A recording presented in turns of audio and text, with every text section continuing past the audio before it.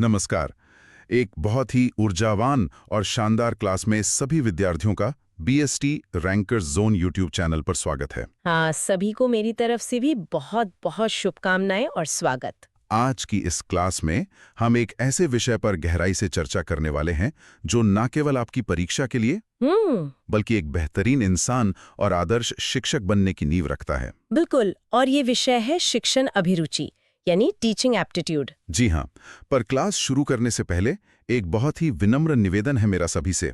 अगर इस चैनल के माध्यम से आपकी तैयारी में थोड़ी सी भी मदद मिल रही है तो कृपया बीएसटी रैंकर जोन चैनल को अभी सब्सक्राइब कर लें। हाँ, विद्यार्थियों का ये छोटा सा कदम हमें और भी बेहतरीन सामग्री लाने के लिए बहुत प्रेरित करता है। तो चलिए, आज का हमारा मिशन एकदम स्पष्ट है। हम अपने सोर्स मटेरियल से प्रश्न संख्या 141 से लेकर 150 तक के बहुविकल्पीय प्रश्नों का गहराई से विश्लेषण करेंगे। और मैं यहाँ एक सह शिक्षक के रूप में कोशिश करूंगी कि हर प्रश्न के पीछे छिपे हुए मनोविज्ञान और कॉन्सेप्ट्स को एकदम क्लियर कर दो। क्योंकि आज का लक्ष्य सिर्फ सही उत्तर रटना नहीं है, बल्कि ये समझना है कि एक आदर्श शिक्षक का दिमाग आखिर काम कैसे करता है। तो चलिए, पूरे फोकस के साथ आज के इस बेहतरीन सत्र की शुरुआत करते हैं। मैं भी बहुत उत्साहित हूँ। देखिए, शिक्षण अभिरुचि एक ऐसा विषय है जिसे हम केवल तथ्यों की तरह याद नहीं कर सकते। इसके लिए हमें अपनी सोच को एक क्लास के माहौल और बाल मनोविज्ञान के अनुसार ढालना पड़ता है। एकदम सही कहा। और आज जो 10 प्रश्न हम हल करने जा रहे हैं वो शिक्षक के आचरण, सामाजिकरण और शिक्षा की वास्तविक गुणवत्ता जैसे अहम विषयों से जुड़े हैं। यानी हर एक प्रश्न अपने आप में एक पूरी केस स्टडी है। बिल्कुल। तो चलिए, बिना किसी देरी के हमारे पहले प्रश्न की ओर बढ़ते हैं। सभी विद्यार्थी अपना पूरा ध्यान बनाए रखें। Question number 141। छात्रों के बीच नैतिक मूल्यों को प्रभावी ढंग से विकसित किया जा सकता है जब शिक्षक ऑप्शन ए अक्सर मूल्यों के बारे में बात करता है, ऑप्शन बी स्वयं उनका अभ्यास करता है, ऑप्शन सी महान व्यक्तियों की कहानियां सुनाता है, ऑप्शन डी देवी देवताओं की बातें करता है। अब आप बताइए, इसका सही उत्तर क्या होगा? सभी विद्यार्थी इसका उत्तर कमेंट बॉक्स में जरूर लिखें। हाँ, आपके पास 10 सेकंड का समय है, आराम से सोचिए। अक्सर हम सोचते हैं कि कहानियां सुनाना या उपदेश देना ही नैतिकता सिखाने का सबसे आसान तरीका है। लेकिन आधुनिक मनोविज्ञान शायद इस बात से पूरी तरह सहमत नहीं है। जी हाँ, साइकोलॉजी में एक बहुत ही प्रसिद्ध सिद्धांत है। तो इसीलिए इसका सही उत्तर है ऑप्शन बी, स्वयं उनका अभ्यास करता है। बिल्कुल। इस उत्तर के पीछे का विज्ञान बहुत ही दिलचस्प है। देखिए, मनोविज्ञान में एल्बर्ट बंदूरा का सोशल लर्निंग थियरी स्पष्ट कहता है कि बच्चे सुनकर नहीं बल्कि देखकर सीखते हैं। यानी नकल करके। हाँ, नकल करके, अनुकरण के माध्यम से। शिक्षा जगत में इसे हिडन करिकुलम या प्रच्छन्न पाठ्यक्रम भी कहते हैं।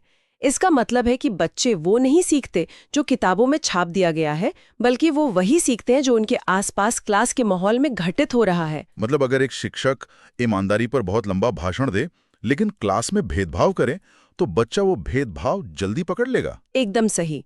बच्चे भाषण भूल जाएंगे और उस भेदभाव वाले व्यवहार को तुरंत अपना लेंगे। इसीलिए नैतिकता किसी पर थोपी नहीं जा सकती। वो एक शिक्षक के आचरण से छनकर ही बच्चों तक पहुंचती है। ये बहुत ही सटीक विश्लेषण है। कथनी और करनी का ये अंतर बच्चे बहुत जल्दी पकड़ लेते हैं। इसलिए सभी विद्यार्थी ध्यान दें कि आपको आगे चलकर खुद एक रोल मॉडल बनना है। बिल्कुल, शिक्षक होना एक बड़ी जिम्मेदारी है। चलिए, अब हम अगले महत्वपूर्ण कॉन्सेप्ट की तरफ बढ़ते हैं। Question number 142। औपचारिक समाजीकरण कहाँ होता है? ऑप्शन ए दोस्तों से, ऑप्शन बी समाज से, ऑप्शन सी पड़ोस से, ऑप्शन डी स्कूलों और महाविद्यालयों से। अब आप बताइए, इसका सही उत्तर क्या होगा? अपने उत्तर फटाफट कमेंट कीजिए। औपचारिक यानी फॉर्मल। हाँ, 10 सेकंड का वक्त लीजिए आप सब। अगर हम इन विकल्पों को देखें तो दोस्त, समाज और पड़ोस ये तीनों एक ही श्रेणी में दिख रहे हैं। हाँ, जहाँ कोई नियम या कानून नहीं होता है वहाँ सब कुछ बहुत नेचुरल होता है। तो नियम वाली जगह कहाँ है? इसका सही उत्तर है ऑप्शन डी, स्कूलों और महाविद्यालयों से।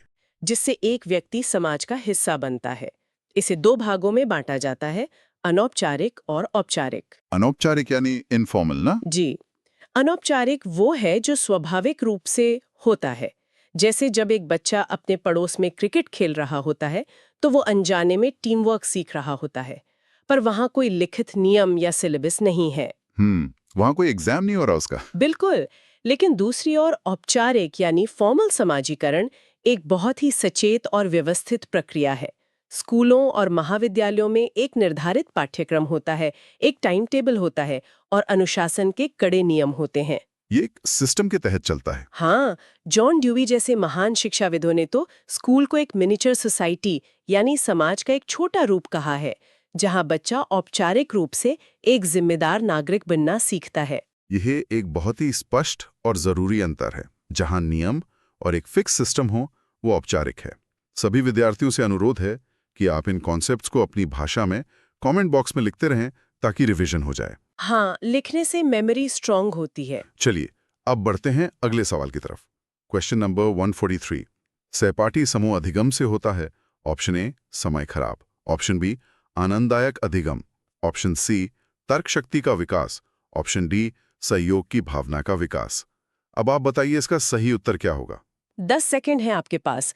सभी लोग सोच समझकर आंसर कमेंट करें। सहपाठी समूह अधिगम यानी पीयर ग्रुप लर्निंग। अक्सर कुछ लोगों को लगता है कि बच्चे साथ बैठेंगे तो सिर्फ बातें करेंगे। हाँ, लेकिन आधुनिक शिक्षा प्रणाली इसे बहुत बढ़ावा देती है। यहाँ ध्यान देने वाली बात यह है कि आनंददायक अधिगम और तर्क शक्ति का विकास भी ठीक लग रहे हैं। पर हमें सबसे व्यापक उद्देश्य चुनना है। इसका सही उत्तर है ऑप्शन डी सहयोग की भावना का विकास। देखिए, महान मनोवैज्ञानिक विगोत्स्की ने अपने सामाजिक सांस्कृतिक सिद्धांत में साफ कहा था कि सीखना एक सामाजिक गतिविधि है। मतलब अकेले कमरे में बैठकर सब कुछ नहीं सीखा जा सकता। बिल्कुल नहीं। जब बच्चे एक समूह में काम करते हैं तो वो केवल सब्जेक्ट नहीं सीख रहे होते, वो ये सीख रहे होते हैं कि अपने विचारों को दूसरों के सामने कैसे रखना है। अगर कोई उनसे सहमत नहीं है तो उसे कैसे स्वीकार करना है, और सबसे बड़ी बात, मिलकर किसी समस्या का समाधान कैसे निकालना है। इसी को हम कोऑपरेशन या सहयोग कहते हैं। हाँ, आज की 21वीं सदी में जहां हर छोटी बड़ी कंपनी में टीम वर्क सबसे जरूरी स्किल बन गया है, वहां ये सहपाठी समूह अधिगम ही है जो बच्चों में उस सहयोग की भावना का बीज बोता है। ये बहुत ही शानदार दृष्टिकोण है।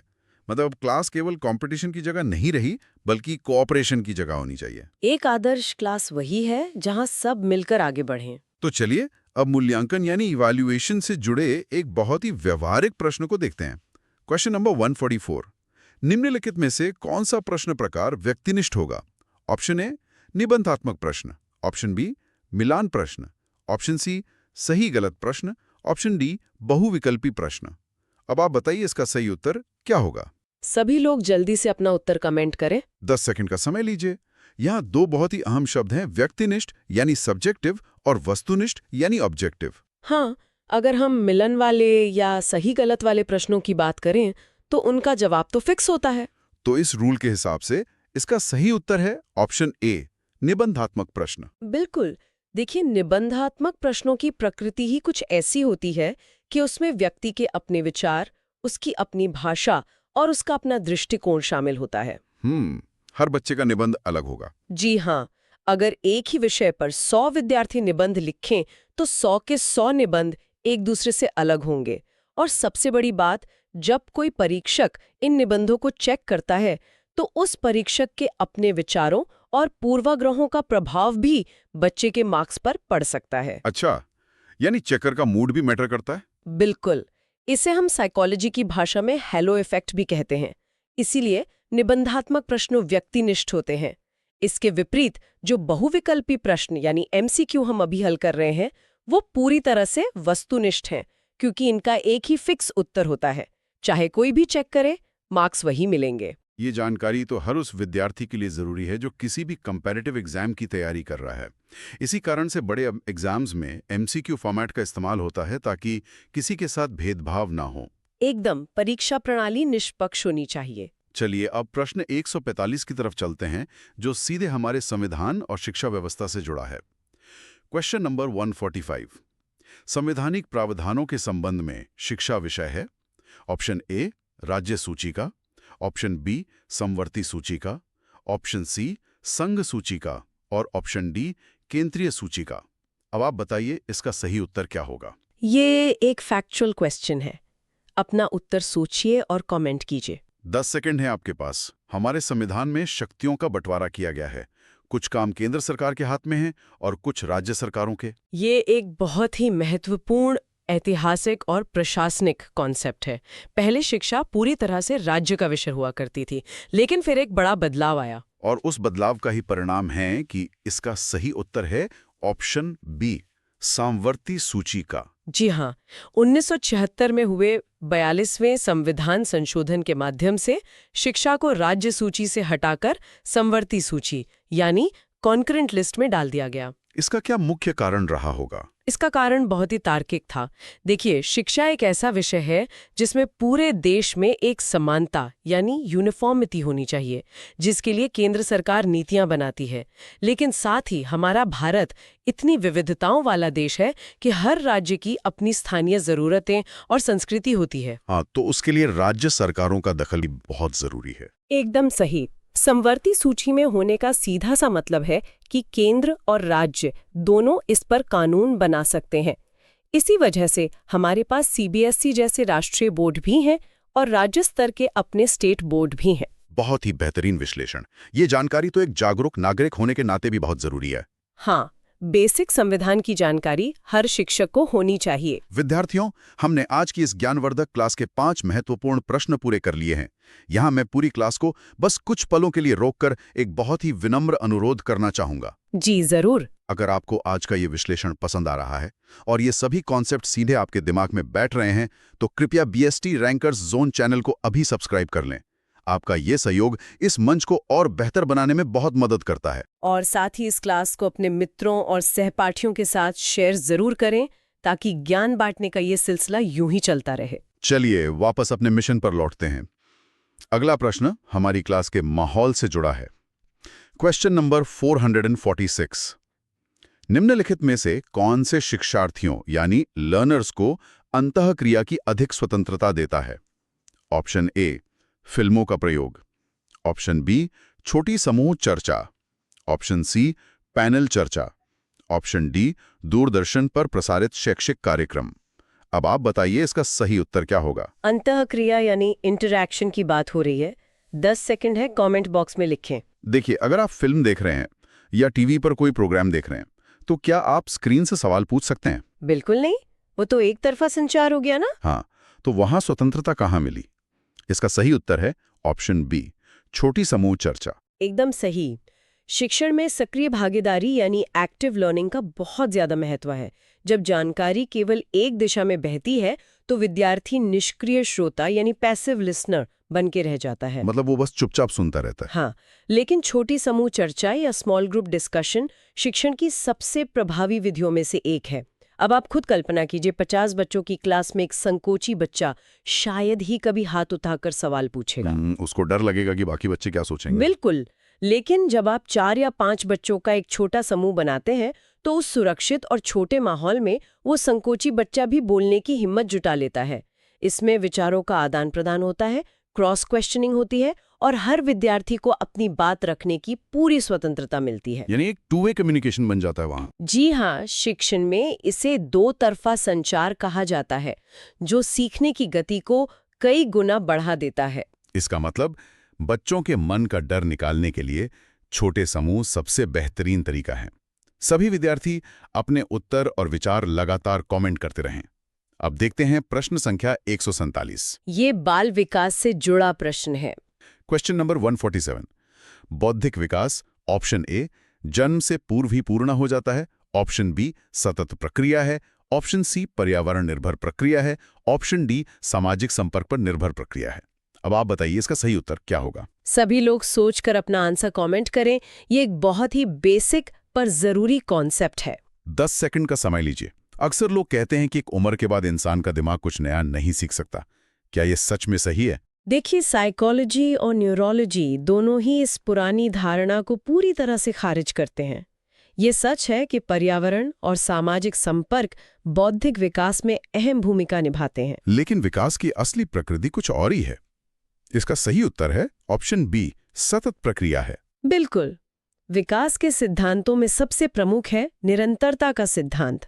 बौद्धिक या संज्ञानात्मक विकास, जिसे हम कॉग्निटिव डेवलपमेंट कहते हैं, वो जन्म से लेकर कब्र तक चलने वाली एक सतत प्रक्रिया है। वूम टू टूम जिसे कहते हैं। हाँ, एक इंसान अपने जीवन के हर दिन, हर नए अनुभव और हर नई चुनौती से कुछ न कुछ नया सीखता ही रहता है। इसे न्यूरोविज्ञान में न्यूरोप्लास्टिसिटी कहते हैं। न्यूरोप्लास्टिसिटी, ये क्या होता है? इसका मतलब है कि हमारा दिमाग उम्र के किसी भी पड़ाव पर नए कनेक्शंस बनाने में सक्षम है।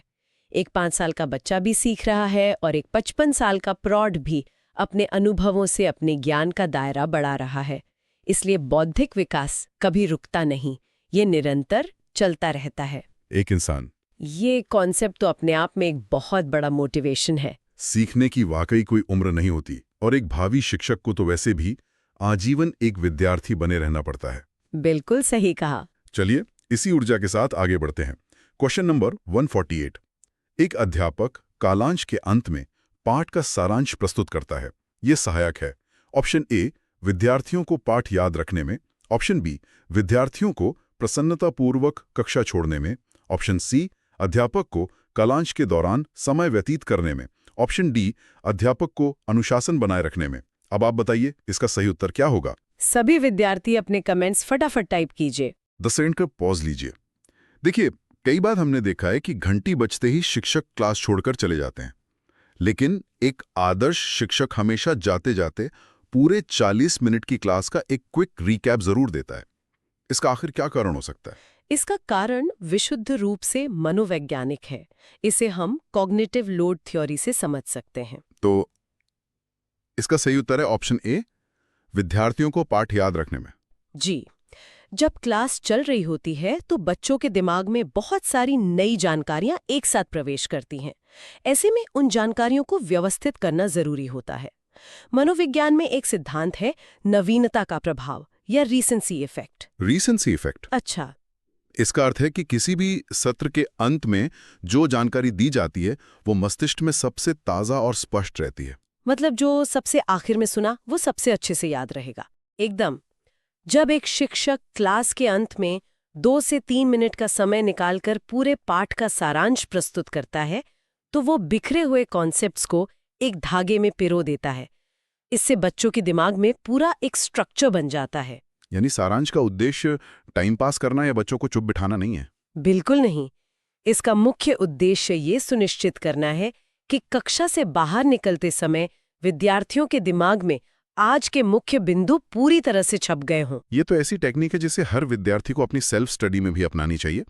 मतलब पढ़ने के बाद 5 मिनट आंखें बंद करके पूरा सारांश दिमाग में सोचना चाहिए। हाँ, ये सेल्फ स्टडी का एक गोल्डन रूल है। बहुत ही उपयोगी बात। चलिए अब हम एक ऐसे प्रश्न की ओर बढ़ रहे हैं जो शिक्षा के सामाजिक प्रभाव को दर्शाता है। सभी विद्यार्थी अपना पूरा ध्यान यहाँ केंद्रित करें। Question number 149। यदि एक विद्यालय में विद्यार्थी अपने जातीय समूह के साथ रहते हैं तो अध्यापक को समूह क्रियाओं के आवंटन के लिए ऑप्शन ए, समान जाति के विद्यार्थियों के समूह बनाने चाहिए। ऑप्शन बी, विभिन्न जातियों के विद्यार्थियों के समूह बनाने चाहिए। ऑप्शन सी, विद्यार्थियों को उनके अपने समूह बनाने के लिए कहना चाहिए।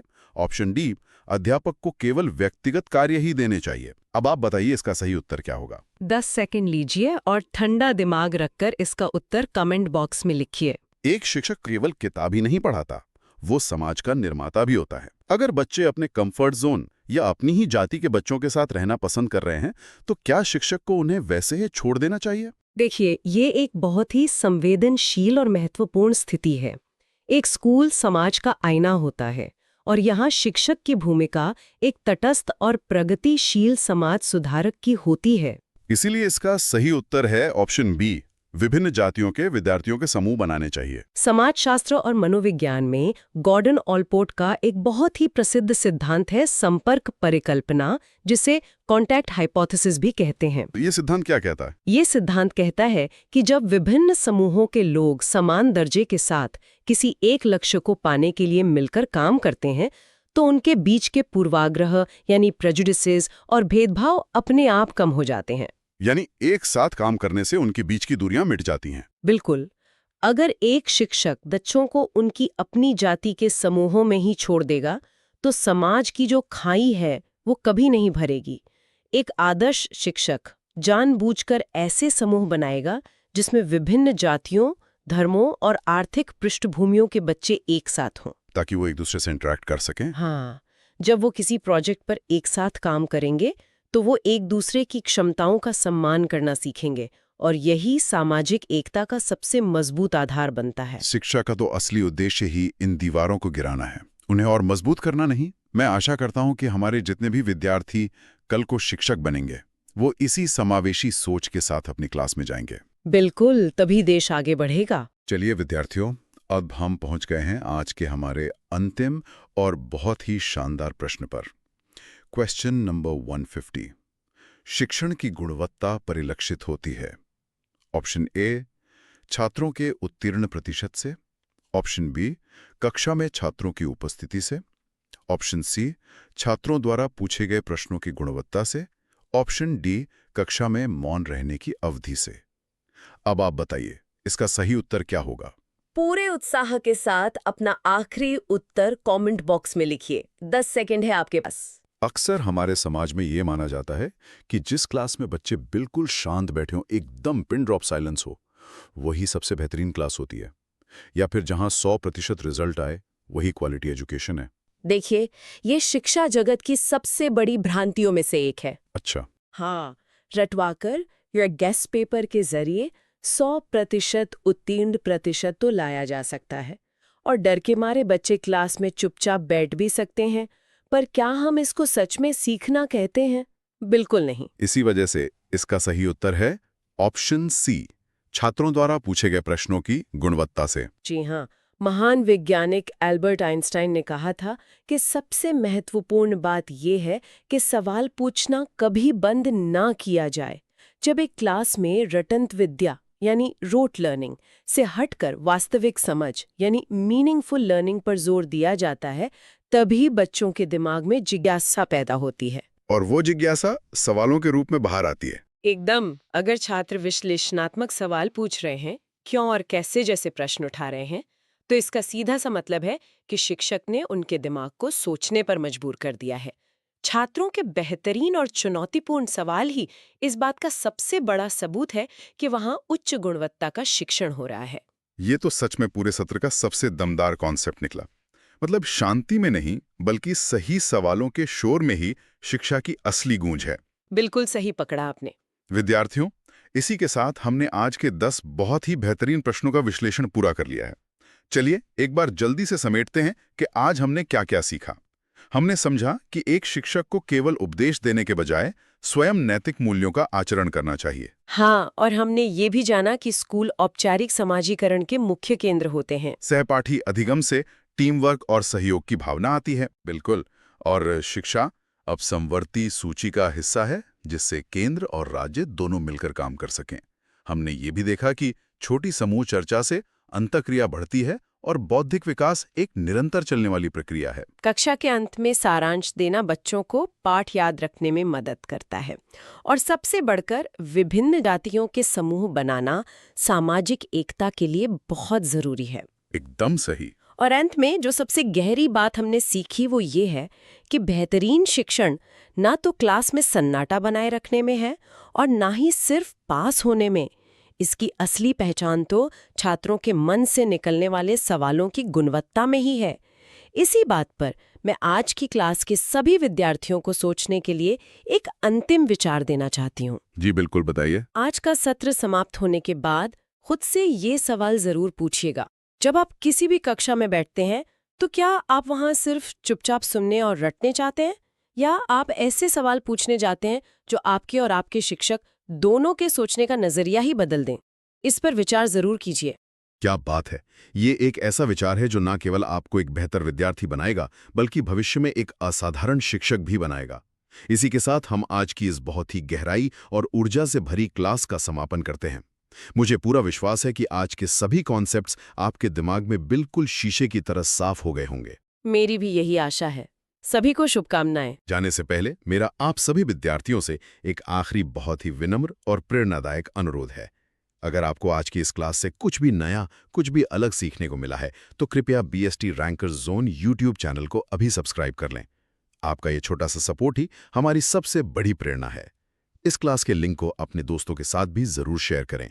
हम आपसे मिलेंगे अगली क्लास में कुछ और नए चुनौतीपूर्ण और महत्वपूर्ण प्रश्नों के साथ। तब तक के लिए खूब मेहनत करें, नए नए सवाल पूछते रहें और अपनी मंजिल की ओर आत्मविश्वास के साथ बढ़ते रहें। नमस्कार।